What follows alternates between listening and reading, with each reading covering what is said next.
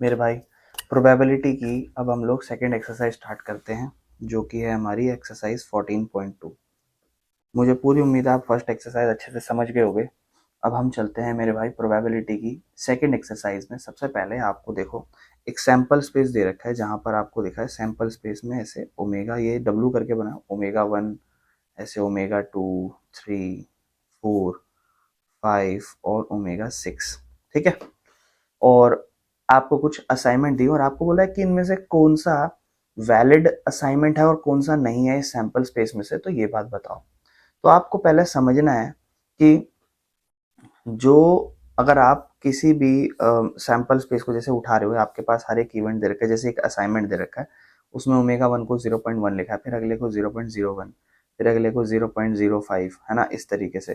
फिर अगले को 0.03, फिर अगले को 0.01 है, फिर उसके अगले को 0.2 है और 0.6 है।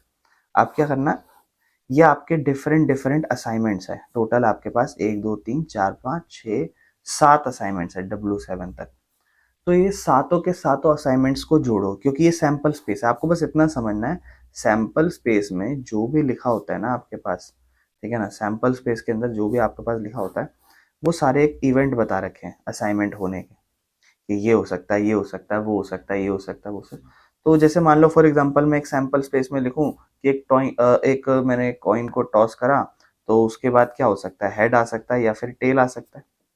तो हेड आने का चांस क्या आपको होगा, 1/2। मैंने कहा टेल आने का चांस क्या आपको होगा, 1/2। अब मैंने दोनों चांस को अगर मैं जोड़ दूं आपस में, फॉर एग्जांपल मैं दोनों चांस को आपको जोड़ दूं, क्योंकि ये प्रोबेबिलिटी दे रखी है। ये जो असाइनमेंट है ना, आप क्वेश्चन पढ़ोगे ना, उसने बोला which of the following can not be valid assignment of probability, तो ऑफ आउटकम्स, ये किसी भी असाइनमेंट के आउटकम्स है, आउटकम्स के चांसेस हैं, है ना। ये असाइनमेंट है और ये असाइनमेंट के चांस है। जैसे एक हेड आ गया, एक टेल आ गया, तो हेड आने का असाइनमेंट का चांस 1/2 है, टेल आने का 1/2 है। तो दोनों चांसेस को जोड़ोगे, आपको पता है 1 आना चाहिए। तो यहाँ पर ये जितने भी असाइनमेंट्स है ना, इन सबको जोड़ के 1 आना चाहिए। अगर 1 आ गया कोई भी केस में, तो वो एक वैलिड असाइनमेंट है जो आपको दे रखा प्रोबेबिलिटी का, और 1 नहीं आया तो वो एक वैलिड असाइनमेंट नहीं है। जैसे आप फर्स्ट वाले को सबको जोड़ो, 0.1 है, 0.01 है, 0.05 है, 0.03 है, 0.01 है, फिर 0.2 है और 0.6 है। यहाँ पर अगर मैं इन सबको जोड़ू, 5 3 8 और 1 2 10, एक और एक 2, 2 2 4, 4 और 6 10, और 1 सब जुड़ेगा 1.0, यानी कि सबका चांस आ गया 1। तो आपको पता है सैंपल स्पेस में जितने भी इवेंट्स हो रखे हैं, उन सब का जो भी आउटकम होगा, चांसेस होगा, वो सबको जोड़ के 1 आना चाहिए। यहाँ पर 1 आया, आया। तो ये सैंपल स्पेस जो था, जो भी असाइनमेंट थे, ये सब वैलिड थे।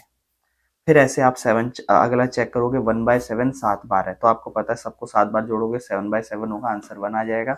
सेकंड वाला भी असाइनमेंट है। फिर आप देखोगे थर्ड वाला, ठीक है ना, किस तरीके से लिखा है, 0.1, 0.2, 0.3। आप इसमें सबको जोड़ने की कोशिश करोगे। जैसे ही आप सबको जोड़ोगे 0.1 उन सबको, तो आप सबका जोड़ के आंसर बन रहा है 2.8। आप जोड़ लेना, तो क्या ये इक्वल 1 के आ रहा है, नहीं। तो ये जो है ना असाइनमेंट, वो वैलिड नहीं है। आपको बोलना है this assignment is not valid because it is greater than 1, it must be 1।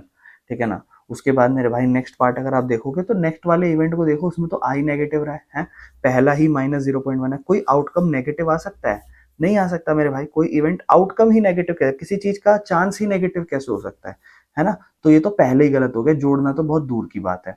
फिर उसके बाद अगर हम देखेंगे लास्ट वाला, तो उसमें हमें को लिखा है 1/14, 2/14, इन सबको आप जोड़ लेना। अब आप सब छोड़ो, आप लास्ट वाले को देखो क्या लिखा हुआ है, 15/14। मेरे भाई ये तो एक अकेला ही एक से बड़ा है। अगर आप देखो तो 14/14 होना चाहिए था, ये तो एक अकेला ही एक से बड़ा है। तो ये भी एक वैलिड असाइनमेंट नहीं है मेरे भाई, समझ रहे हो। तो वैलिड असाइनमेंट आपको समझ में आना चाहिए कि वैलिड असाइनमेंट है क्या। वैलिड असाइनमेंट में हर एक आउटकम 0 से 1 के बीच में होना चाहिए, और उनका जो जोड़ है वो 1 के बराबर होना चाहिए, तब तो वो वैलिड असाइनमेंट, मतलब जो भी इस क्वेश्चन के अकॉर्डिंग है चीजें, वो है। मेरे भाई क्वेश्चन नंबर 1 खत्म हो गया, चलते हैं क्वेश्चन नंबर 2 पे। कहता है एक डाई को थ्रो करा, सॉरी, एक कॉइन को टॉस करा 2 बार, 2 बार करा, तो हेड हेड आ सकता है, हेड टेल आ सकता है, टेल हेड आ सकता है, टेल टेल आ सकता है। कहता है प्रोबेबिलिटी बताओ एटलीस्ट 1 टेल आए। बेटा ध्यान रखना, एटलीस्ट 1 टेल का मतलब क्या होता है, एटलीस्ट 1 टेल। एटलीस्ट का मतलब होता है कम से कम एक टेल तो आना चाहिए। अगर आप अपने दोस्त को बोलो कि यार कम से कम 100 रुपए तो लेकर रही हो, तो इसका मतलब आप उसे ये कहना चाह रहे हो कि भाई 100 रुपए तो तेरे पास होने ही चाहिए, 100 से ज्यादा हो जाए तो बहुत बढ़िया है ना, लेकिन 100 से कम लेकर आएगा तो भगा दूंगा। समझ रहे हो? तो एटलीस्ट मतलब इतना तो होना ही चाहिए, इससे ज्यादा होगा चलेगा लेकिन इससे कम नहीं होना चाहिए। यानी कि टेल एक बार तो होना चाहिए, 0 बार अगर आ जाएगा टेल तो नहीं चलेगा, लेकिन एक से ज्यादा 2 बार आ गया तो चल जाएगा। तो आप ढूंढो ऐसा कौन सा है। देखो ये वाला नहीं है क्योंकि इसमें एक भी बार नहीं है टेल, लेकिन ये तीनों ऐसे हैं, इसमें दोनों में एक एक बार टेल है और इसमें एक से ज्यादा बार टेल है। तो टोटल इवेंट से 4, जिसमें से 3/4 हमारा आंसर आ गया मेरे भाई। बेसिक सा क्वेश्चन है, कोई दिक्कत तो नहीं है। चलें आगे, नेक्स्ट क्वेश्चन नंबर 3 देखते हैं। अब आप जब क्वेश्चन नंबर 3 देखोगे तो उसमें क्या कहा गया है। कहता है एक डाई को थ्रो करा गया है, तो कहता है आपसे प्रोबेबिलिटी बताओ जो फॉलोइंग इवेंट्स है उसकी। तो डाई को जब आप थ्रो कर दो एक पासे को, क्या ही 1 2 3 4 5 6 बेटा, जब आप करोगे ना तो अभी आप 11th में हो तो ऐसे लिखना सबसे पहले, this is your sample space. ठीक है, कह रहा है एक प्राइम नंबर आएगा, यानी कि सबसे पहले एक इवेंट 1 पूछा गया आपसे, है ना, तो इसको आप लिखना नंबर ऑफ इवेंट 1 इस तरीके से, या फिर आप सिर्फ इवेंट 1 लिखोगे। इवेंट 1 प्राइम नंबर आने का क्या चांस है, 2 3 और 5 जो अपने खुद के पहाड़े में आते हैं वही तो प्राइम नंबर होते हैं। अब आपको निकालना है फर्स्ट वाले का प्रोबेबिलिटी। तो फर्स्ट वाले का प्रोबेबिलिटी कैसे निकलेगा, तो आपको निकालना है प्रोबेबिलिटी ऑफ इवेंट 1 का। तो कैसे लिखोगे, आप लिखोगे जितने भी इवेंट 1 के केस हुए हैं, number of event 1 divide by sample space, number of sample space. तो इवेंट 1 के कितने चांस है, 1 2 3, 3 चांस है, और सैंपल में कितने हैं, 6 हैं, तो कट पिटा के 1/2। मतलब सॉल्व तो वही करना है, बस तरीका थोड़ा सा मैं आपको स्टैंडर्डाइज कर रहा हूँ। सेकंड वाला मैं बस समझाता चलूंगा, अब आप तरीके से लिख लेना। कहता है एक नंबर जो ग्रेटर देन या 3 के बराबर होगा, या तो 3 या 3 से बड़ा, 3 3 हो जाएगा, 3 से बड़ा 4 5 6, ये सारे नंबर। तो कितने नंबर हो गए टोटल, 4, कितने में से, 6 में से। अगले का आंसर 2/3। देखो बेसिक सी बातें चल रही है, कोई दिक्कत वाली बात नहीं है। थर्ड उसने कहा है अ नंबर लेस देन और इक्वल टू 1। ठीक है ना, मतलब एक नंबर एक या एक से छोटा। अब एक या एक से छोटा, सबसे पहले तो एक से छोटा तो कुछ होता ही नहीं है यहाँ पे, तो एक ही होगा, तो 1/6 आंसर हो जाएगा। चलें आगे। इसके बाद फोर्थ पार्ट पे कहता है कि a number more than 6 will appear. भाई एक नंबर 6 से ज्यादा, 6 से ज्यादा कोई नंबर होता है, आप कहोगे भैया कोई भी नहीं होता है, इनमें से कोई भी नहीं आएगा, 0/6। ठीक है ना, उसके बाद मेरे भाई लास्ट, ठीक है ना, तरीका देखो, तरीका ऐसे लिखना जैसे मैंने बताया था स्टार्टिंग में, ये इवेंट 2 है, ये इवेंट 3 है, इस तरीके से। लास्ट वाला आपसे बोलता है अ नंबर लेस देन 6, भाई 6 से कम, 6 नहीं होना चाहिए उसमें, 6 से कम तो 5 हो जाएंगे टोटल, तो 5/6। बेटा कोई दिक्कत है, कोई दिक्कत तो नहीं है।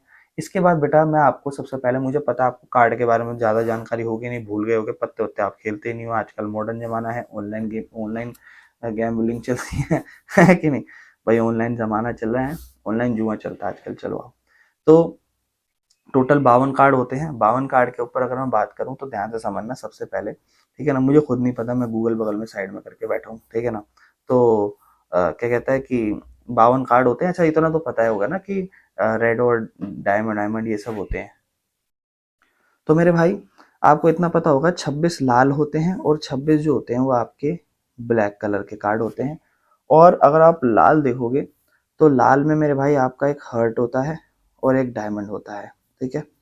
और उसके बाद यहाँ पर आपका स्पेड होता है, ठीक है, और यहाँ पर आपका क्लब होता है। फिर आपको पता होना चाहिए, बस एक का बता रहा हूँ, हार्ट है जैसे रेड है तो एक किंग होगा, ठीक है, एक क्वीन होगी रानी, ठीक है, और एक जैक होगा, और ये तीनों फेस कार्ड होंगे, ठीक है। और उसके बाद एक कार्ड होगा दैट इज एस, ठीक है, वो 1 नंबर का कार्ड होगा। और फिर 2 से लेकर 10 तक कार्ड नंबर्स वाले कार्ड होंगे, क्योंकि ये 1 नंबर का कार्ड होता है एक, फिर उसके बाद 2 3 4 नंबर कार्ड होते हैं, फिर 11 12 13 इस तरीके से। सेम यहाँ भी एक कहानी, यहाँ भी एक कहानी, यहाँ भी एक कहानी, ठीक है। तो आपको ये बात समझ में आ गई होगी, इसको पहले आप लिख लेना फिर आगे चलना, क्योंकि अगला क्वेश्चन कार्ड के हिसाब से ही है ना। क्वेश्चन नंबर मेरे भाई अब हमें 4th पे आना है। क्वेश्चन नंबर 4 क्या कहता है, कार्ड सिलेक्ट करा तो बताओ कहानी। कह रहा है how many points are there in the sample space. भाई सैंपल स्पेस में कितने पॉइंट्स होंगे, तो नंबर ऑफ सैंपल स्पेस होगा 52। पहले का पार्ट तो खत्म, टोटल 52 कार्ड है।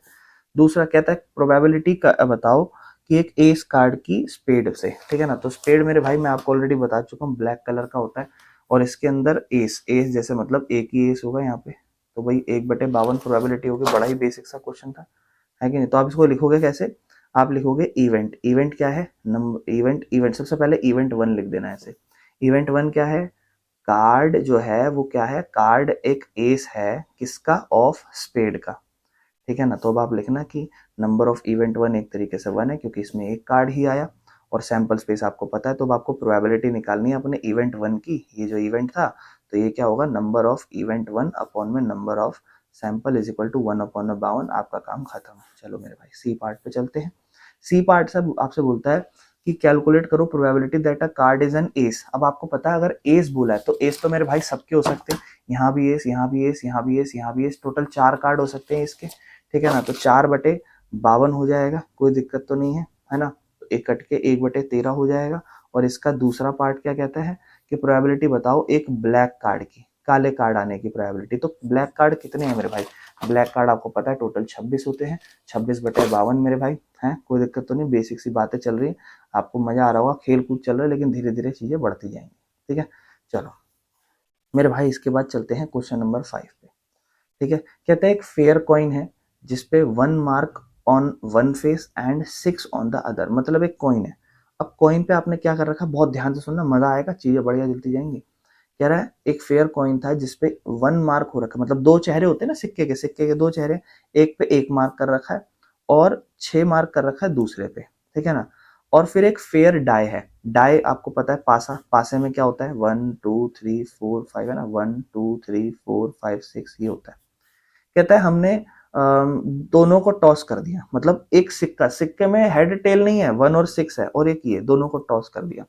तो कह रहा है कि ऐसा चांस बताओ जहां पर सम आए, प्रोबेबिलिटी बताओ जहां पर सम ऑफ नंबर जो आए ना वो 3 आए, मतलब दो इसको निकाल के इसको निकाल के 3 आए, या फिर 12 आए, ठीक है ना। मतलब फर्स्ट पार्ट अलग है और सेकंड पार्ट अलग है, मजेदार चीज है, आप पहले समझो, आपको यह सैंपल स्पेस बनाने में मजा आएगा।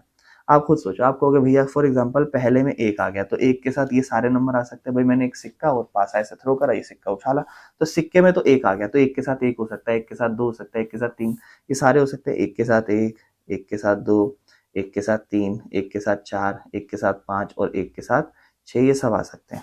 लेकिन अगर एक नहीं आया, एक के साथ आ गया, मतलब एक तो आया ही नहीं, मान लो छह आ गया तो छह के साथ फिर ये सारे आ सकते हैं, है ना। तो ये तो मैं सारे आउटकम बता रहा हूँ क्या क्या हो सकते हैं, 6 3 6 4 6 5 6 6, देखो थोड़ा सा बढ़िया क्वेश्चन लगा होगा आपको, है ना, धीरे धीरे बढ़ता जाएगा।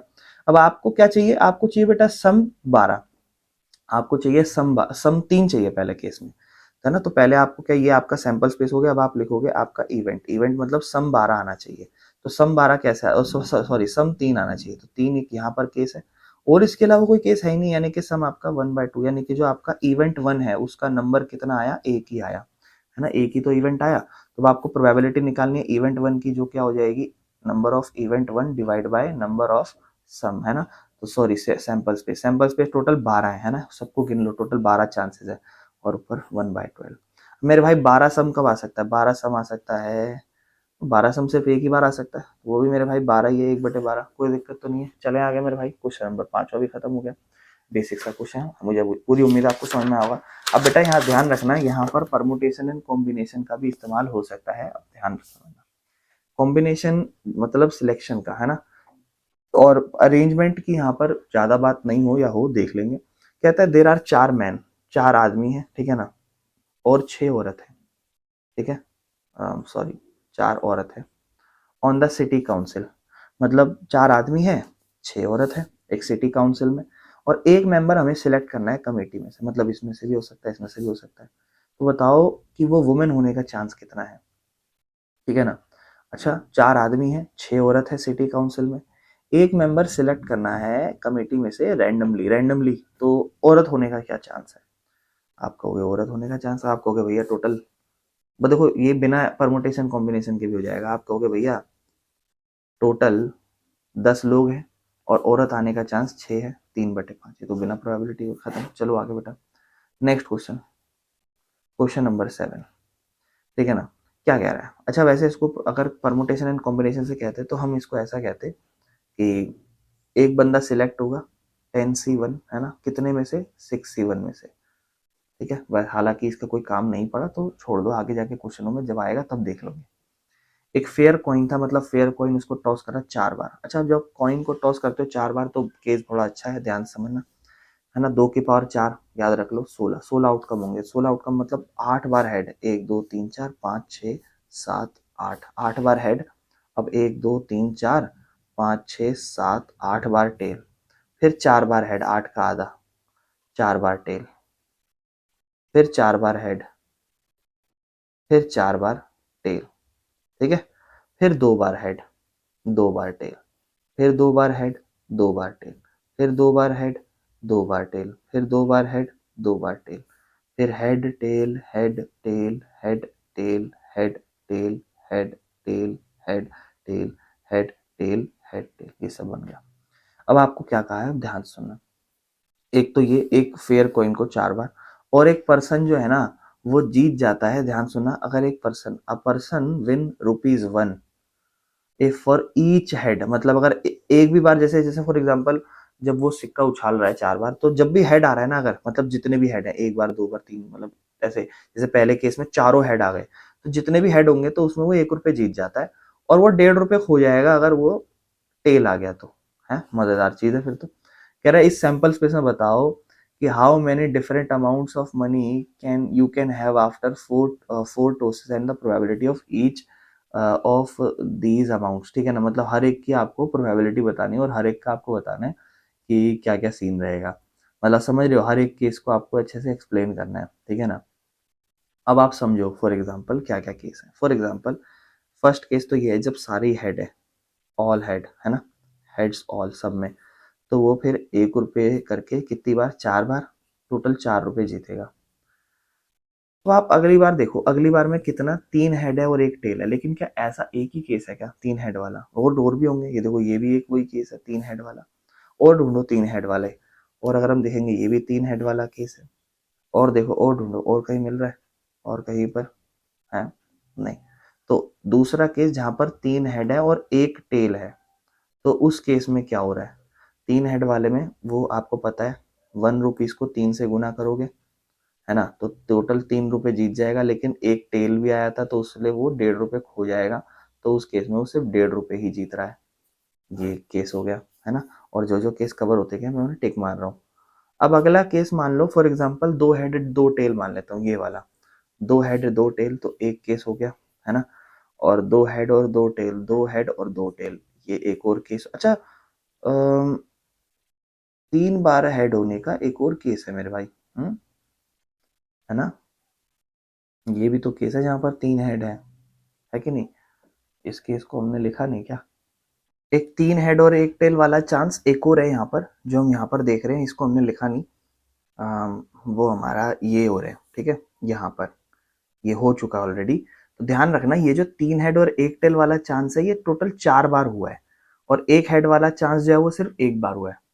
अब इसके बाद हम बात कर रहे हैं 2 हेड और 2 टेल वाले, 2 हेड और 2 टेल वाले की बात कर रहे हैं। तो यहाँ पर 2 हेड यहाँ है और दो, जैसे सॉरी, ये एक है 2 हेड और 2 टेल का केस, और उसके बाद एक ये रहा, फिर एक ये रहा, 3 केस हो गए टोटल। फिर उसके बाद और कौन सा है, ये रहा, 4 केस हो गए टोटल। फिर उसके बाद ये रहा, 5 केस हो गए हैं यहाँ पर, और उसके बाद ये रहा, 6 केस हो गए हैं। तो इसके टोटल 6 केस है, ध्यान रखना 6 केस है टोटल। लेकिन जब 2 हेड आपको मिलेंगे तो 2 हेड पे ₹1 का मुनाफा, लेकिन 2 टेल खोने पे ₹1.5 यहाँ पे जाएगा भी, तो 2 × 2 आप कमाओगे, लेकिन ₹3 आपको खोने पड़ेंगे, यानी कि -1 का आपको लॉस होगा उस केस में। अब होगा फॉर एग्जाम्पल एक हेड आए और 3 टेल्स आ जाए, इसका क्या चांस है, एक हेड और 3 टेल, ये रहा एक केस, एक हेड और 3 टेल, एक हो गए यहाँ पर, एक ये रहा एक हेड और 3 टेल, 2 केस, फिर एक ये रहा 3 केस, फिर ये रहा 4 केस, तो 4 केस हैं ये भी, ठीक है, ये भी टोटल कितने केस है, 4 केस है जहां पर एक हेड है, और एक हेड होने पे आपको ₹1 का मुनाफा होगा, लेकिन 3 टेल आने पे आप ₹1.5 खो भी जाओगे। तो 1 माइनस 450, मतलब 4.5 इंटू -3.5 का आपको यहाँ पे लॉस हो रहा है। और फिर एक केस होगा जब सारे ही टेल आ जाए, आप सारे ही हार जाओ, यानी कि जो आपका लास्ट केस है वो सिर्फ एक ही केस बनेगा, ठीक है, जहां पर चारों आप ₹1.5 से खो जाओ, यानी कि पूरे ₹6 का आपको लॉस हो जाए। ये सारे आउटकम्स जो भी है मैंने लिखे। अब उसने लास्ट में क्या बोला था इस क्वेश्चन में, भाई उसने बोला था मुझे यहाँ पर कि आप एक काम करना, राइट द, हाँ ये सैंपल स्पेस में सारे जो सारे केसेस को लिखो, and the probability of each of these amount, her amount की प्रोबेबिलिटी। तो हर एक की प्रोबेबिलिटी, जैसे एक केस में आप 4 रुपए जीत रहे हो, फिर आप 1.5 रुपए जीत रहे हो, फिर आप 1.5 रुपए का लॉस ले रहे हो, फिर आप 3.5 रुपए का लॉस ले रहे हो और 6 रुपए का लॉस ले रहे हो, सबका क्या चांस है।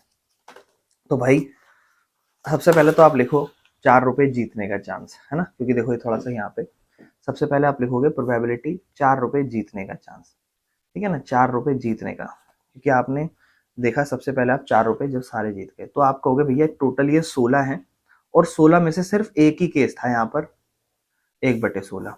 लेकिन अगर मैं आपको कहूँ कि आप 1.5 रुपए जीते हो, उसका क्या चांस है, तो उसकी प्रोबेबिलिटी आप कहोगे भैया टोटल 16 केस है और सिर्फ 4 केस ऐसे निकले थे जहां पर हम जीत रहे थे, तो 1/4 का प्रोबेबिलिटी।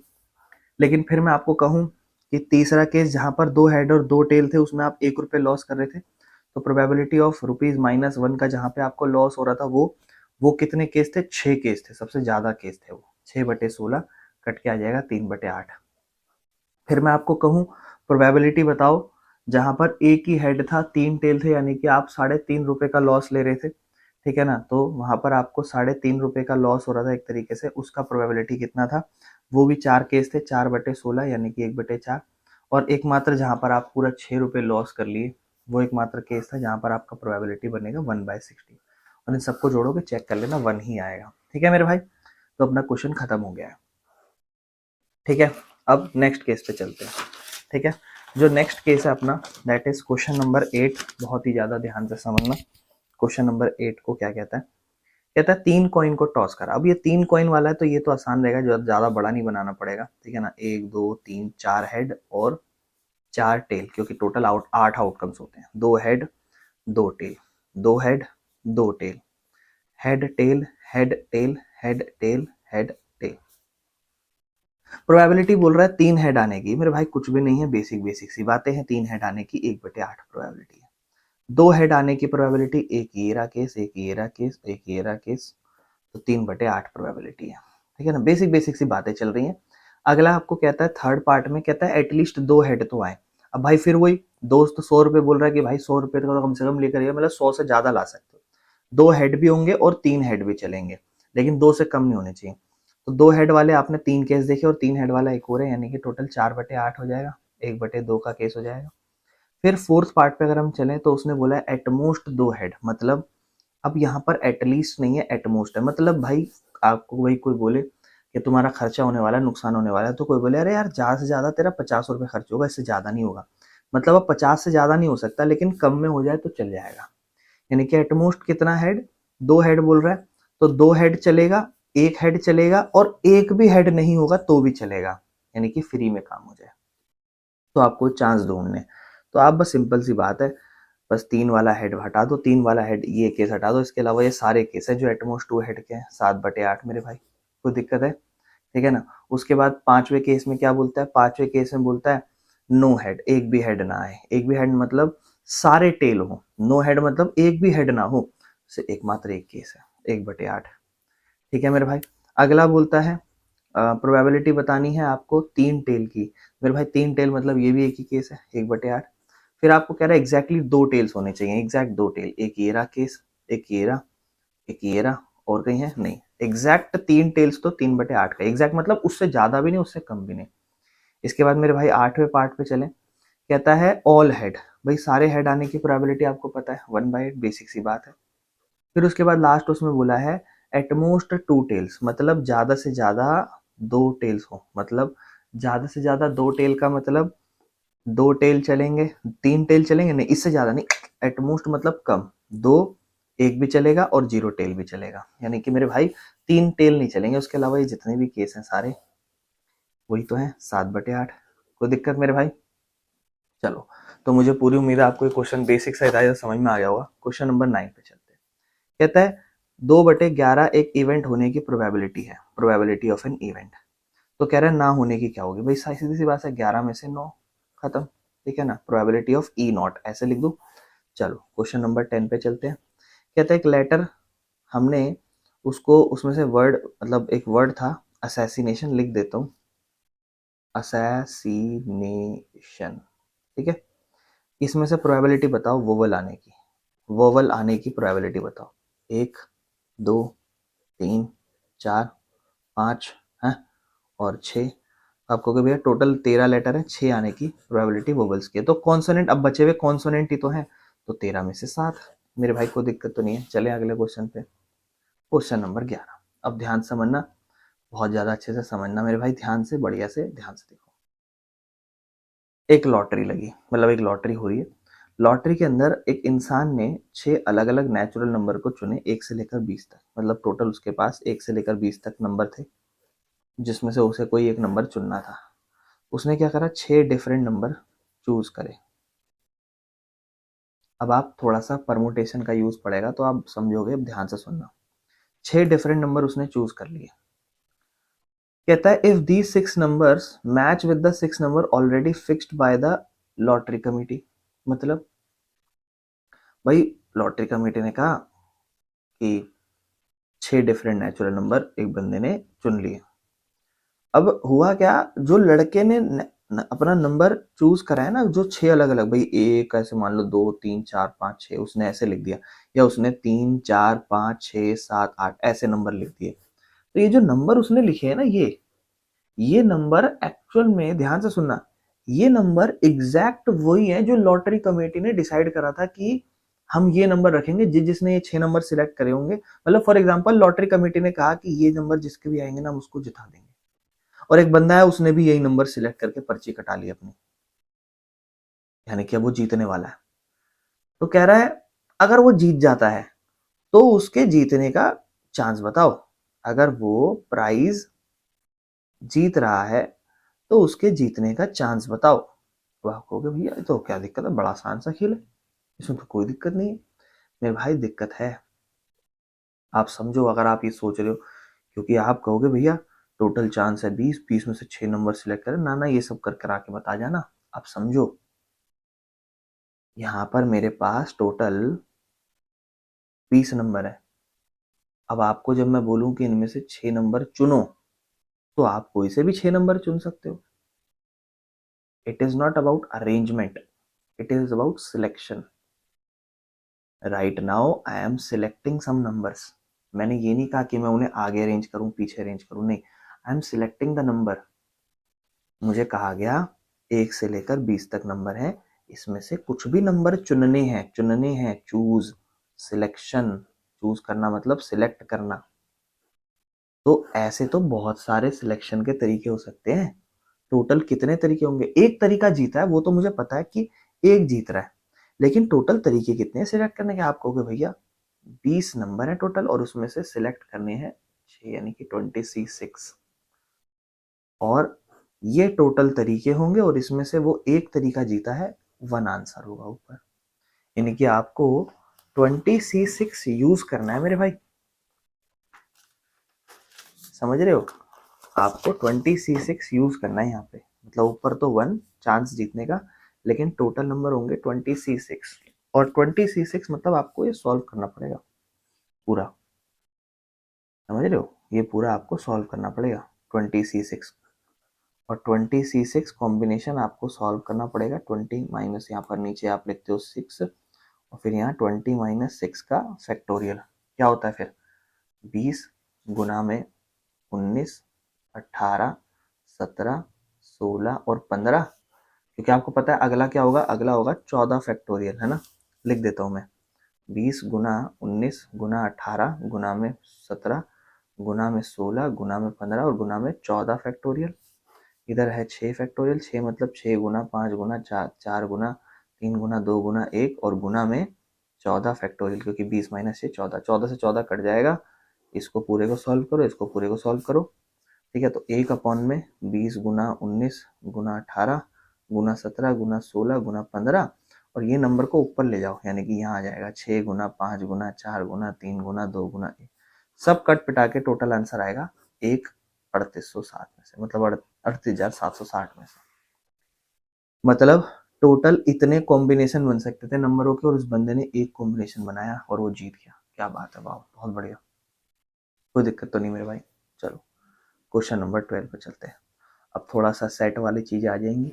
आपको कहता है चेक करो कि प्रोबेबिलिटी बी और ए कंसिस्टेंटली डिफाइंड है कि नहीं है, ठीक है ना। तो कंसिस्टेंटली डिफाइंड होना मतलब क्या समझते हैं चीजें। कहता है A event probability of A is 0.5, probability of B is 0.7, ठीक है, and probability of A intersection B is 0.6। तो अब हमें यह समझना है, क्योंकि हमें कहा गया है कि प्रोबेबिलिटी ए और बी कंसिस्टेंटली डिफाइंड है या कंसिस्टेंटली डिफाइन करने के लिए क्या करना है आपको, बस आप थोड़ा सा ध्यान से सुनना मेरी बात। आपको एक बेसिक सी बात पता होनी चाहिए। क्या आप सेट चैप्टर में पढ़ते थे, आपको पता है कि जो ए और बी में जो कॉमन लेते हैं, जो ए और बी में कॉमन लेते हैं, भाई मैंने कहा फॉर एग्जांपल ए है 1 2, मैंने कहा जो बी है वो 2 और 3 है, ठीक है, और मैं कह रहा हूँ ए और बी का जो कॉमन आ रहा है ना वो आ रहा है 1 4 5 7। आप कहोगे भैया गलत है, ए और बी का जो कॉमन है वो सिर्फ 2 है। मैंने कहा ओके वाह सही है, आपने मुझे करेक्ट कर दिया। अच्छा मैं आपसे बोल रहा हूँ, अगर यहाँ भी 1 और 2 होता, यहाँ भी 1 और 2 होता, तो कॉमन क्या आता? आप कहते भैया तब उस केस में दोनों कॉमन आ जाते। उनका wow very good, you are so intelligent.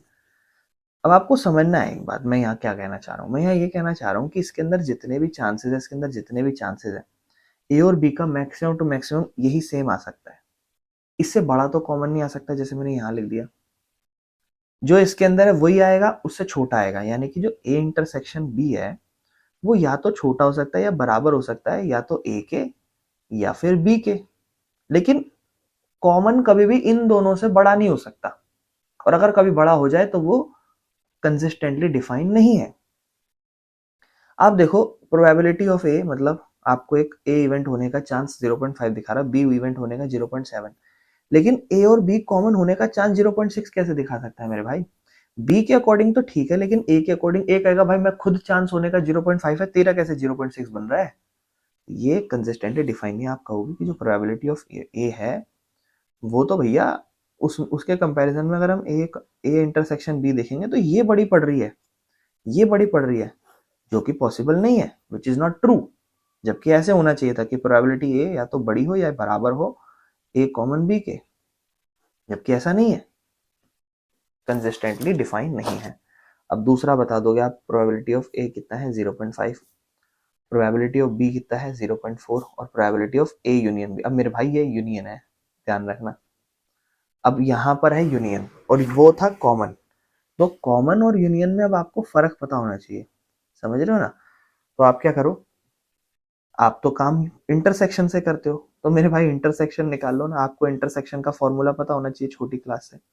A intersection B is equal to probability of A plus probability of B minus A probability of A union B.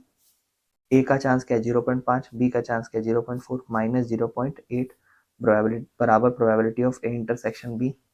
0.5 0.4 0.9 0.8 minus कर दो तो probability of A common B क्या आ जाएगा, आपको 0.1 आ जाएगा। तो probability of A intersection B क्या हो जाएगा 0.1। अब आप देखो क्या ए इंटरसेक्शन बी से छोटा है? हाँ। ए इंटरसेक्शन बी से छोटा है? हाँ। यानी कि ये कंसिस्टेंटली डिफाइन है, ठीक है ना, कंसिस्टेंटली डिफाइंड है मेरे भाई, ठीक है। तो मुझे पूरी उम्मीद है अब आप ये समझ गए हो गया है, तो आप कहीं ना कहीं चीजें को फॉर्मूले वॉर्मूले सब समझ गए हो गए। अब मेरे भाई क्वेश्चन नंबर 13 पर चलते हैं। मेरे भाई जो क्वेश्चन नंबर 13 है वहां पर आपको क्या दे रखा है, प्रोबेबिलिटी ऑफ ए दे रखा है 1/3, प्रोबेबिलिटी ऑफ बी दे रखा है अगर आप देखोगे 1/5, कहता है probability of A intersection B जो है वो 1/15 है, तो ए यूनियन बी बताओ। मेरे भाई आपको बस कुछ नहीं करना, बस फॉर्मूला समझना है, और मैं एक आध पार्ट कराऊंगा, इसके बाद सारे आप खुद से कर लेना, इसमें कोई टाइम वेस्ट नहीं करेंगे हम ज़्यादा। आपको बस एक फॉर्मूला पता होना चाहिए कि प्रोबेबिलिटी ऑफ ए में प्रोबेबिलिटी ऑफ बी जोड़ेंगे, और फिर उसमें से कुछ भी घटा दो, ये घटा दो या ये घटा दो, चलो ये घटा दो, कॉमन घटा दो, तो इस तरफ फॉर्मूला बन जाएगा ए यूनियन बी का। लेकिन अगर मैं इस तरफ यूनियन बी घटा देता तो उस तरफ फॉर्मूला बन जाता probability of A common B का। तो कुल मिला के अब आपको ये बात पता है, अब आप सारे क्वेश्चन कर सकते हो।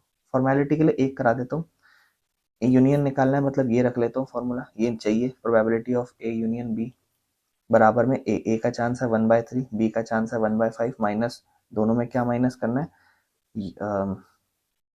क्या कहते हैं, यूनियन का फॉर्मूला लगाया यूनियन का, तो कॉमन माइनस करना है 1/5। 1/5 से 1/5 कटा तो probability of A union B 1/3 आ गया मेरे भाई। समझ रहे हो, कोई दिक्कत तो नहीं है, ठीक है ना, सही है सब।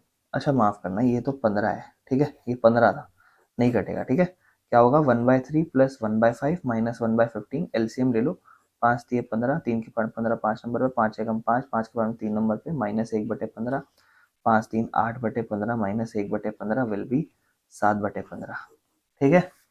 कोई दिक्कत तो नहीं मेरे भाई, सारे क्वेश्चन कर लो इसके, कोई दिक्कत नहीं, ठीक है, मैं नहीं करा रहा, प्रैक्टिस ही तो करनी है, हो जाएगा आपको, क्या दिक्कत है, ठीक है। चलो मेरे भाई नेक्स्ट क्वेश्चन पे चले अपन, क्वेश्चन नंबर 14 पे आ रहे हैं। कह रहा है एक ए इवेंट होने का चांस 3/5 है, बी इवेंट होने का चांस 1/5 है, तो आपको कहता है प्रोबेबिलिटी ऑफ ए और बी बताओ। मेरे भाई आपको और का मतलब पता होना चाहिए, ठीक है। और उसके बाद इसने एक और चीज बोली है, इफ ए और बी आर म्यूचुअली एक्सक्लूसिव। आपको पिछली क्लास में पता है ए और बी म्यूचुअली एक्सक्लूसिव मतलब दोनों के बीच में जो कॉमन है वो नल है, मतलब दोनों के बीच में कॉमन कुछ भी नहीं है। तो अगर प्रोबेबिलिटी के नजर से लिखूंगा तो मैं लिखूंगा probability of A intersection B is 0, है ना। अगर कॉमन बताना होगा तो नल, लेकिन प्रोबेबिलिटी के तौर पर लिखूंगा तो कहूंगा उनके बीच में कुछ कॉमन ही नहीं है, यानी कि कुछ भी कॉमन नहीं मतलब 0 है। और बेटा ध्यान रखना, और मतलब यूनियन होता है, एंड मतलब इंटरसेक्शन होता है, ठीक है। तो आपको probability of A union B बताना है मेरे भाई, ठीक है। अब आपको फॉर्मूला ए यूनियन बी बताना है, तो आपको बताना है probability of A union B that is equal to 3/5 probability of A plus probability of B minus probability of A intersection B, है ना। और ये जोड़ोगे और इसमें से घटा दोगे 0, क्योंकि हमने पढ़ा यहाँ 0 होता है। आंसर आ गया 4/5। कोई दिक्कत मेरे भाई, खत्म क्वेश्चन। क्वेश्चन नंबर 15 पे चलते हैं। कहता है ई और एफ इवेंट है सच दैट कि इवेंट ई होने का चांस 1/4 है। और ये देखो, ये ना ये प्रोबेबिलिटी है, ये इवेंट नहीं है, ध्यान रखना। ये प्रोबेबिलिटी मतलब ई इवेंट होने का चांस क्या है, और एफ इवेंट होने का चांस ये है। और कहता है प्रोबेबिलिटी ऑफ ई और एफ दोनों, एंड मतलब इंटरसेक्शन, एक तरीके से 1/8 है, यानी कि probability of E intersection F बताना है 1/8। कहता है सबसे पहले तो प्रोबेबिलिटी ऑफ ई और एफ बताओ, यानी कि यूनियन बताओ। अभी इसमें क्या है, तो बहुत बेसिक सा क्वेश्चन है। और दूसरे पार्ट में पता है आपको क्या बोला है, ये बात आपको याद रखनी पड़ेगी फॉर फर्स्ट चैप्टर से, probability of not E and not F, ये भी समझा दूंगा, कोई बड़ी बात नहीं है, आप पहले ध्यान से समझो इतनी सी बात। सबसे पहले तो आप ये निकाल लो फर्स्ट पार्ट, क्या लिखोगे, probability of E union F निकालना है 1/4, उसमें 1/2 जोड़ोगे और 1/8 घटा दोगे, कितना आ जाएगा मेरे भाई, 4 दूनी 8, 4 के पहाड़े में 1 नंबर पे, 2 चौक माइनस 1/8, यानी कि 5/8 में से 1/8 घटाओगे 4/8, अच्छा 4 के पहाड़े में 2 नंबर पे आता है, 2 और 4 6, 6 माइनस 1 5/8, 5/8 हो गया मेरे भाई। अब ये वाली बात समझो, ये क्या है, तो मॉर्गन का लॉ था, वो क्या था, आप चाहो तो उसको थोड़ा सा समझा देता हूँ। नेक्स्ट पार्ट में आपको क्या निकालना है, फर्स्ट पार्ट तो हो गया, प्रोबेबिलिटी ऑफ आपको नॉट ई एंड मेरे भाई नॉट एफ निकालना है। तो आप थोड़ा सा ध्यान रखना, नॉट ई मतलब ई कॉम्प्लीमेंट, है ना, एंड मतलब इंटरसेक्शन एफ कॉम्प्लीमेंट। तो ये पता है किसके बराबर होता है, ये बराबर होगा प्रोबेबिलिटी ऑफ ई और एफ दोनों का यूनियन ले लो और कॉम्प्लीमेंट लगा दो। अगर कल को आपको ऐसे दिया हो probability E not union F not, तो बराबर में लिखना probability of E and F का कॉमन नॉट, ऐसे। बस ये बेसिक ऐसे याद रखना, ठीक है। अब आप चाहिए, आपको ये चाहिए तो आप कहना कि ये वाला इसके बराबर है, यानी कि कुल मिला के अगर मैं ये निकाल लूँ तो बात यही है, ये निकाल लूँ तो बात यही है, ठीक है। तो मेरे को एक तरीके से ई नॉट इंटरसेक्शन एफ नॉट चाहिए यहाँ पर, तो मैं इसको लिखता हूँ कि ये ई यूनियन एफ का नॉट ही चाहिए। अब ई यूनियन एफ आपने क्या निकाला है, ई यूनियन एफ आपने यहाँ से 5/8 निकाला है, क्या निकाला है आपने यहाँ से, probability of E union F आपने क्या निकाला है 5/8। तो अब आप इसका ही नॉट निकालोगे, है ना, है ना, ई यूनियन एफ नॉट निकालोगे तो आपके पास टोटल वैल्यू 1 होती है, 1 में से एक हटा दो, क्योंकि दोनों को जोड़ के क्या हो जाएगा, ये जो दोनों चीज है इन दोनों को जोड़ के 1 होगा। समझ रहे हो, किसी चीज का होना और किसी चीज का ना होना 1 के बराबर, ये उस चीज का होना और ये उस चीज का ना होना, तो पूरे में से 5/8 घटा दो, 3/8 इज योर आंसर मेरे भाई, ठीक है। चलो मेरे भाई क्वेश्चन नंबर 16 पे चलते हैं, क्वेश्चन नंबर 16। अब देखो थोड़ा थोड़ा सेट आ रहा है। कहता है इवेंट एफ और इवेंट एफ और ई इस तरीके से हैं कि प्रोबेबिलिटी ऑफ, अब देखो ये मजा आएगा, नॉट ई और नॉट एफ 0.25 है। तो कहता है बताओ क्या ई और एफ म्यूचुअली एक्सक्लूसिव है नहीं है, मतलब छोड़ो 2 मिनट, पहले इसको देखो ये क्या है। नॉट ई मतलब ई नॉट, और मतलब यूनियन, और इधर एफ नॉट, इसका मतलब ये किसके बराबर है, देखो यही लिखवाया था मैंने आपको, इसको आप लिख सकते हो प्रोबेबिलिटी, ई लिख देना, एफ लिख देना उल्टा, यूनियन है तो इंटरसेक्शन, और फिर बाहर ऊपर लगा देना कॉम्प्लीमेंट। ये आपको बताना है, ये आपको 0.25 दे रखा है। अब सुनना मेरे भाई, ध्यान सुनना, ये क्या है, ई और एफ के बीच में कॉमन ना होने का चांस है। तो ई और एफ के बीच में कॉमन होने का चांस क्या होगा, ई और एफ के बीच में ये ना कॉमन होने का चांस है, तो कॉमन होने का चांस क्या होगा आपको, कि भैया इन दोनों को जोड़ेंगे, एक आएगा, एक आएगा, तो एक में से क्या घटा देते हैं, 0.25 घटा देते हैं, यानी कि 0.75 कह लूं, है ना। तो ये है, इसका होने का चांस 0.75 है, क्या इसका होने का चांस 0 हुआ, नहीं। तो क्या ये म्यूचुअली एक्सक्लूसिव हुआ, क्योंकि म्यूचुअली एक्सक्लूसिव होता है जहां पर कॉमन 0 आए, कॉमन 0 आया नहीं, तो ये म्यूचुअली एक्सक्लूसिव नहीं है। समझ में आया मेरे भाई, इस तरीके से करना है, ठीक है। चलते हैं मेरे भाई क्वेश्चन नंबर 17 पे, ठीक है, आओ क्वेश्चन 17 पे चलते हैं मेरे भाई, आ जाओ, कोई दिक्कत वाली बात नहीं है, जल्दी जल्दी खत्म कर लेंगे। कह रहा है ए और बी दो इवेंट है, probability of event A is 0.42, probability of B is 0.48, और probability of A and B मतलब A intersection B is equal to 0.16। कह रहा है सबसे पहले तो पी नॉट ए निकालो, प्रोबेबिलिटी ऑफ ए ना होने का, ठीक है। सेकंड पार्ट में कहता है probability of not B, B ना होने का चांस बताओ, और फिर कहता है प्रोबेबिलिटी ऑफ ए और बी बताओ। ए नहीं होने का मतलब एक तरीके से ए कॉम्प्लीमेंट कह दूं, है। अब ये भी तो सिंपल है, एक इवेंट ए होने का और इवेंट ए ना होने का चांस भी 1 के बराबर होगा। अब इवेंट ए होने का चांस 42 है, तो ना होने का चांस क्या होगा 0.58, इसमें क्या ही दिक्कत है मेरे भाई। और प्रोबेबिलिटी बी ना होने का चांस, होने का 0.48 है, तो ना होने का 0.52, मेरे भाई क्या दिक्कत है, बेसिक से तो चीज है। अब आपको उसने लास्ट में क्या बोला कि प्रोबेबिलिटी जो निकालनी है वो ए और बी निकालनी है, यानी कि ए और बी मतलब ए यूनियन बी निकालनी है आपको। ए यूनियन बी का फॉर्मूला क्या है, probability of A plus probability of B minus probability of A intersection B, है ना। ए क्या है 0.58, सॉरी सॉरी सॉरी, हाँ हाँ, अच्छा, ए तो 0.42 है ना, है गलत नहीं करना, ये तो 0.42 है, और बी होने का चांस, बी होने का चांस भी 0.48 है, और दोनों का कॉमन 0.16 घटाना है। 8 और 2 10, 4 4, 8 और 1 9, 0.90, और इसमें से 0.16 घटाना है, आंसर क्या आ जाएगा 0.74। खत्म मेरे भाई, ठीक है, कोई दिक्कत तो नहीं है। चलें क्वेश्चन नंबर 18 पे मेरे भाई। क्वेश्चन नंबर 18 क्या कहता है, बहुत ध्यान से सुनना मेरी बात, ठीक है। क्वेश्चन नंबर 18 कहता है कि क्लास 11th ऑफ स्कूल, मतलब एक क्लास 11th है एक स्कूल जिसमें 40% बच्चे जो हैं, 40% बच्चे जो हैं उसे मैथ्स पढ़ते हैं, तो 40% बच्चे सिर्फ मैथ्स पढ़ रहे हैं, ठीक है। कह रहा है 30% बच्चे जो हैं वो बायोलॉजी पढ़ रहे हैं, और 10% बच्चे ऐसे हैं जो मैथ्स भी पढ़ते हैं एंड बायोलॉजी भी पढ़ते हैं, ठीक है। अगर हमने एक स्टूडेंट को सिलेक्ट करा, तो प्रोबेबिलिटी बताओ कि वो या तो मैथ्स पढ़ता है या फिर और बायोलॉजी पढ़ता है। मेरे भाई ये 40% एक तरीके से प्रोबेबिलिटी ऑफ मैथ हो गया है, 40%, और प्रोबेबिलिटी ऑफ बायोलॉजी एक तरीके से कितना 30% हो गया, और एंड मतलब common probability of M intersection B, मतलब मैथ्स और बायो का कितना परसेंट हो गया 10%, और ये और मतलब union probability of math union biology हो गया। बस क्या दिक्कत है मेरे भाई, बताओ कोई दिक्कत है तो आपको, आओ फॉर्मूला याद रखो बस।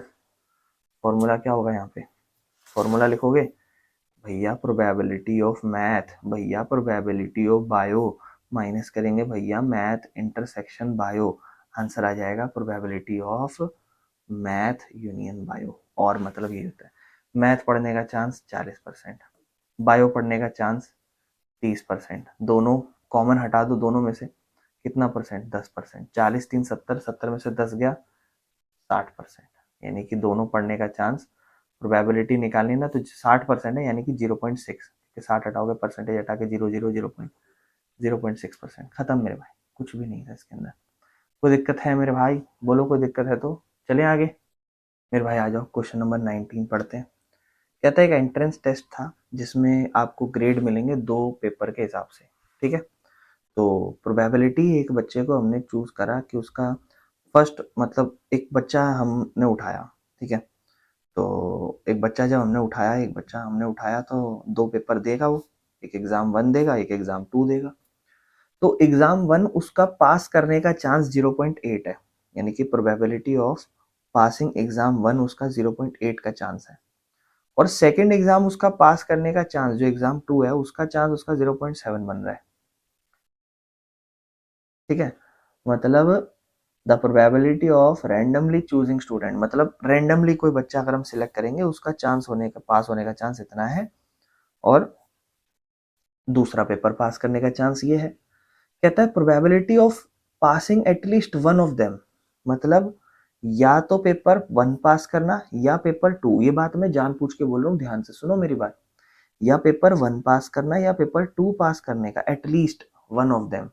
एटलीस्ट वन ऑफ देम मतलब या तो पेपर 1 पास हो या पेपर 2 पास हो, है ना। या पेपर 1 पास हो और या पेपर 2 पास हो, दोनों का चांस पास होने का, 1 या फिर 2, और 1 या फिर 2, इस बात को ध्यान से सुनते रहो। पेपर 1 पास करना या फिर पेपर 2 पास करना, या मतलब और, यानी कि प्रोबेबिलिटी ऑफ पेपर 1 पास करना या फिर पेपर 2 पास करना है 0.95। तो प्रोबेबिलिटी कह रहा है दोनों को पास करे, दोनों पास मतलब पास 1 एग्जाम 1 भी एंड एग्जाम 2 भी, एग्जाम 1 भी एंड एग्जाम 2 भी पास करे, इसका क्या चांस है। यानी कि इंटरसेक्शन आपको यूनियन दे रखा है, इंटरसेक्शन निकालना है। तो प्रोबेबिलिटी आपको इवेंट 1 एंड एग्जाम 1 और एग्जाम 2 का कॉमन निकालना है, वो निकलेगा exam 1 plus probability of exam 2 minus probability of exam 1 union exam 2, जो कि होगा 0.80, 0.70 minus 0.95, 1.150 minus 0.95, answer will be 55, 0.55। तो प्रोबेबिलिटी जो है एग्जाम 1 या एग्जाम 2 दोनों पास करने का चांस 0.55 है। कोई दिक्कत मेरे भाई? चलें अगले क्वेश्चन पर, आ जाओ। Second last question of this exercise कहता है प्रोबेबिलिटी एक स्टूडेंट पास करेगा फाइनल एग्जाम इंग्लिश और हिंदी दोनों, एंड है देखो, तो प्रोबेबिलिटी जहां वो इंग्लिश भी पास करे एंड हिंदी भी पास करे वो 0.5 है, और दोनों ही पास ना करे। अरे मेरे भाई ये तो उल्टा हो गया, मतलब पहला भी ना करे और दूसरा भी ना करे। अच्छा, पहला पास ना करे उसका कैसे लिखेंगे, देखो पहला पास ना करे मतलब इंटर इवन इंग्लिश ना पास करे तो ई नॉट, और हिंदी भी पास नहीं कर रहा वो, और दोनों ही नहीं पास कर रहा, और है, और मतलब ओ आर वाला नहीं, एंड वाला, मतलब ये भी नहीं एंड ये भी नहीं, इज इक्वल टू 0 पॉइंट क्या कहते हैं 1। समझ रहे हो? अगर प्रोबेबिलिटी इंग्लिश पास करने की 0.75 चांस है, तो प्रोबेबिलिटी हिंदी पास करने का कितना चांस होगा ये बता है। अच्छा इस पे आओ जरा, मेरी बात ध्यान से सुनो। ये भी पास नहीं हो रहा, ये भी पास नहीं हो रहा, दोनों ही नहीं हो रहे। मैंने ये नहीं बोला कि या तो ये पास ना हो या तो ये, मैंने कहा दोनों ही पास नहीं हो रहे। दोनों पास हो तो ई और एच, ना हो तो ई डैश और एच डैश। अब ध्यान समझो, इंग्लिश का पेपर भी पास नहीं हो रहा और हिंदी भी पास नहीं हो रहा, ध्यान से सुनना मेरी बात। इसको दोनों का क्या बना हुआ है, ये नॉट बना हुआ है। तो मैंने आपको सिखाया था कि प्रोबेबिलिटी लिखो, फिर ई लिखो, फिर एच लिखो, इंटरसेक्शन है यूनियन बना दो और बाहर कॉमन ले लो। समझ रहे हो? और ये कितना दे रखा है आपको, 0.1 दे रखा है। तो ये पता है आपको कि E union H complement plus probability of E union H दोनों को 1 के बराबर रखते हैं।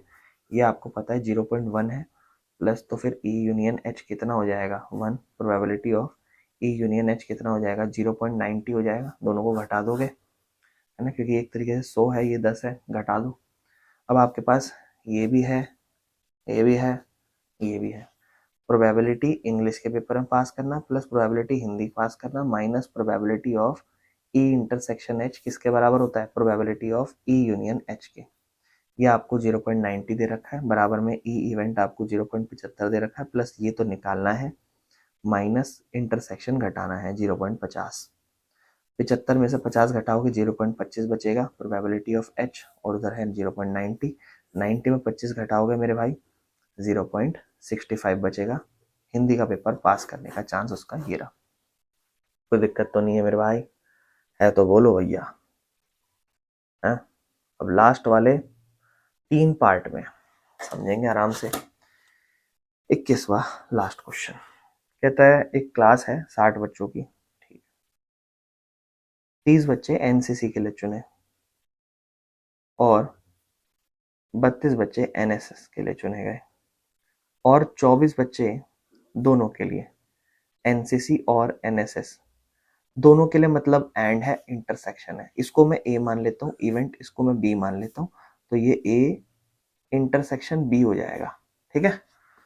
कहता है अब ये बेटा ये प्रोबेबिलिटी नहीं है, ये नंबर है, आप इसको ऐसे मत लिख देना probability of A is equal to 30, ये लिखना गलत हो जाएगा, क्योंकि एक होता है इवेंट का होना और एक होता है इवेंट का प्रोबेबिलिटी होना, चांस होना। कह रहा है प्रोबेबिलिटी बताओ, एक बच्चे को सिलेक्ट करा, प्रोबेबिलिटी बताओ कि वो एनसीसी से हो या फिर एनएसएस से हो। एक तरीके से आपको प्रोबेबिलिटी बतानी है ए इवेंट की यूनियन बी इवेंट की, लेकिन उसके लिए आपको ध्यान से सुनना मेरी बात, पहले प्रोबेबिलिटी लिखना जरूरी है। आप ये बताओ प्रोबेबिलिटी ए यानी कि एनसीसी से चुना जाए उसका क्या चांस है। आपको कभी ये 60 बच्चे हैं, 30 चांस है, 1/2 प्रोबेबिलिटी है। मैंने कहा प्रोबेबिलिटी बी होने का चांस क्या है, आपको कभी ये 60 बच्चे हैं, 32 सिलेक्ट होंगे, क्या चांस है, आपको कभी यह 16/30, फिर आप कहोगे अपना क्या कहते हैं 8/15, ये चांस है ना, यही तो है। नहीं तो आप एक काम करो 32/60 ही लिख दो और उसको 30/60 ही लिख दो, और दोनों का कॉमन होने का चांस क्या है, 60 में से 24, ये चांस है, एक ये चांस, एक ये चांस। अगर आप में से कोई ये सोच रहा है भैया बच्चे 60 है, 30 बच्चे अगर एनसीसी के लिए चुने जा रहे हैं तो 30 ही तो एनएसएस के लिए चुनने चाहिए, नहीं मेरे भाई, कुछ बच्चे ऐसे भी होंगे जिन्होंने एनसीसी भी ली होगी और एनएसएस दोनों ली होगी, इसलिए नंबर ऊपर नीचे हो जाते हैं, इसमें कंफ्यूज मत हो जाना। ठीक है। अब आपको क्या निकालना है, प्रोबेबिलिटी निकालना है ए यूनियन बी। कैसे आएगा, बड़ा सिंपल है यार, देखो बार बार कर रहे हैं, बोरियत हो गई मुझे तो। ए इवेंट होने का चांस क्या है 30/60, बी इवेंट होने का चांस क्या है 32/60, घटा दो दोनों का कॉमन 24/60, 60 है, 2 3 3 6 -24, 12 में से 4 गया 8, 5 में से 2 गया 3, 38/60 है चांस। ठीक है मेरे भाई, काट पीट के छोटा कर देना, कोई दिक्कत नहीं होनी चाहिए। ठीक है, सारा सही है ना। हाँ ठीक है मेरे भाई। सेकंड क्या बोलता है आपसे, सेकंड पार्ट में, सेकंड पार्ट में आपसे बोलता है the student has opted neither NCC and nor SSC, मतलब नीदर एनसीसी नॉर एनएसएस, इसमें भी नहीं चुना और इसमें भी नहीं चुना, एंड है, मतलब प्रोबेबिलिटी बताना है ए नॉट का और एंड बी नॉट का। क्या ये बात समझ पा रहे हो आप, ये भी नहीं वो भी नहीं और दोनों ही नहीं, इसलिए एंड लगाया। और आपको पता है ये किसके बराबर है, ए यूनियन बी नॉट के, और यूनियन बी 38/7 है, तो ना होने का क्या होगा 22/60, खत्म मेरे भाई। ठीक है, कोई दिक्कत है, क्योंकि एक में से एक हटा देंगे, समझ रहे हो। चलो लास्ट पे आए, लास्ट पार्ट क्या कहता है, लास्ट पार्ट कहता है the student has opted NSS but not NCC, मतलब बच्चा एनएसएस के लिए तो चुन लिया एनएसएस के लिए तो चुन लिया लेकिन एनसीसी के लिए नहीं चुना। अब आप समझना ये बात ऐसे समझ लो, ये ए होने का चांस था, ये बी हो, मतलब एनसीसी एनएसएस, तो बच्चा एनएसएस के लिए तो चुना लेकिन एनसीसी के लिए नहीं चुना, तो ये केस है। अब सुनना, बहुत ध्यान से सुनना, ये बताओ प्रोबेबिलिटी ऑफ ए आपने लिखा है 30/60, प्रोबेबिलिटी ऑफ बी एनएसएस वाला आपने लिखा है 32/60, दोनों का जो कॉमन था वो आपने लिखा था कितना 24/60। अब आप समझो, आपको क्या निकालना है कि वो बंदा ए के लिए तो ना चुने एंड बी के लिए चुन लिया जाए, ये नहीं तो आप बस वो स्टेटमेंट लिख देना बच्चा इसके लिए चुना जाए उसके लिए नहीं, और इसको मैं ऐसे ही सॉल्व करा दूंगा। आप खुद सोचो यार, 32 बच्चे ऐसे हैं मेरे पास, ध्यान से सुनना, 32, मैं बुलाऊंगा भाई सब लोग इधर आओ, मेरे पास 32 बच्चे ऐसे हैं जो एनएसएस के लिए चुने गए हैं। मैंने कहा आप में से ऐसे कौन बच्चे हैं जो दोनों में है, हाथ खड़े करो, तो मुझे वैसे पता है कि 24 बच्चे ऐसे हैं जो दोनों में है। अब 32 में से 24 बच्चे ऐसे हैं जो एनसीसी भी करते हैं, क्योंकि ये बच्चे एनएसएस है और इसमें से 24 बच्चे ऐसे हैं जो एनसीसी भी करते हैं, यानी कि 32 में से 24 घटाऊं तो 8 बच्चे ऐसे हैं जो सिर्फ एनएसएस में ज्वाइन हुए हैं। कितने में से? 60 में से। और यही तो निकालना था। खत्म मेरे भाई। यहाँ पर मेरे भाई मैंने एक्सरसाइज सेकंड आपकी खत्म कर दी है। इसके बाद हम चलेंगे हमारी मिसलेनियस की ओर, ठीक है। तो मुझे पूरी उम्मीद है आप इसको समझ गए होंगे। बहुत बेसिक सा ही ये चैप्टर था और बहुत बेसिक सा ही क्वेश्चन है, ठीक है। ये वाली एक्सरसाइज आपको फर्स्ट से भी बढ़िया लगी होगी। चलो।